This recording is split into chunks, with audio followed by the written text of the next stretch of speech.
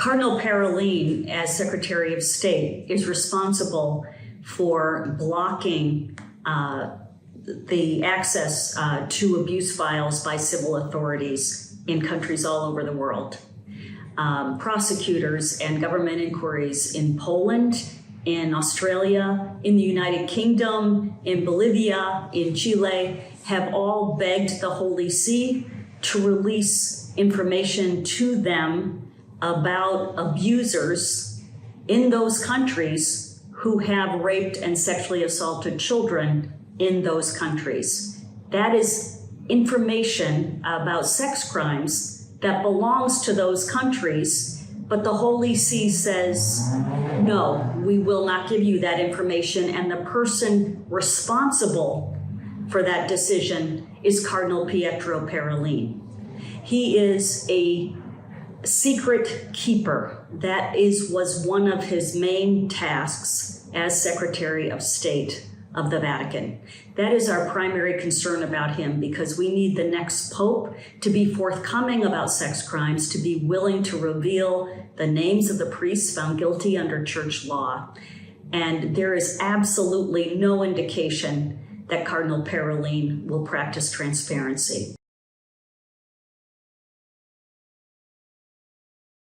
Cardinal Tagle seems to have a clear understanding of how wounded victims are, and also the culpability of bishops. I commend him for that, but he has no understanding of what the solution is. He has publicly advocated for solving the crisis behind closed doors. This is disaster. I believe he is a nice man, but I think his papacy would be terrible for victims and dangerous for children, because you cannot solve this crisis behind closed doors. Secrecy favors perpetrators, and it hurts victims, and it hurts children. And I think Cardinal Tagle, with his aversion to names in the media and justice in the court system, I think it would be a disaster.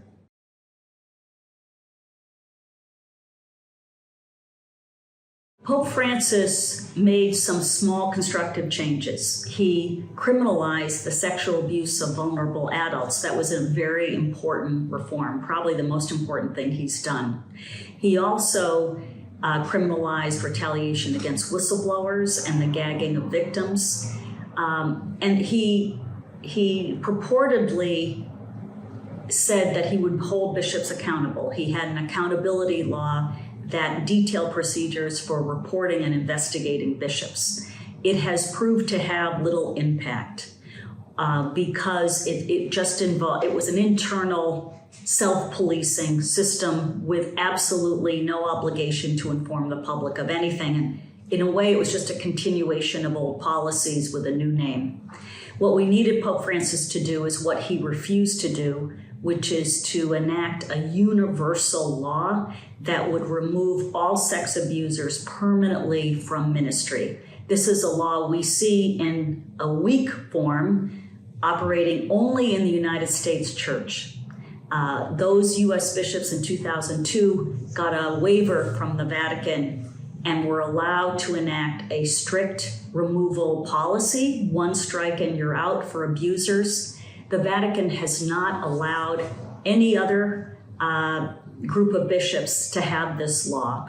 The result is a two-tier system that discriminates against children outside of the United States.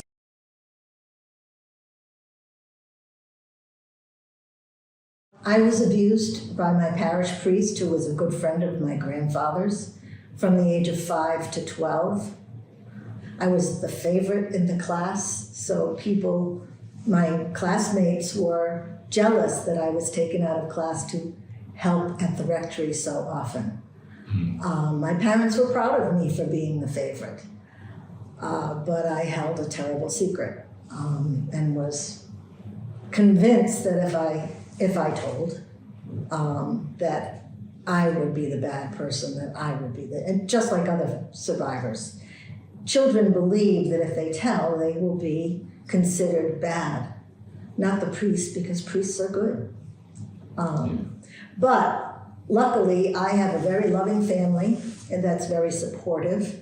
I've been able to go to therapy for 20 plus years. So I feel that I have a better deal than most survivors, in that I've had opportunities to heal. And I've devoted my last 20-something years to advocating for survivors.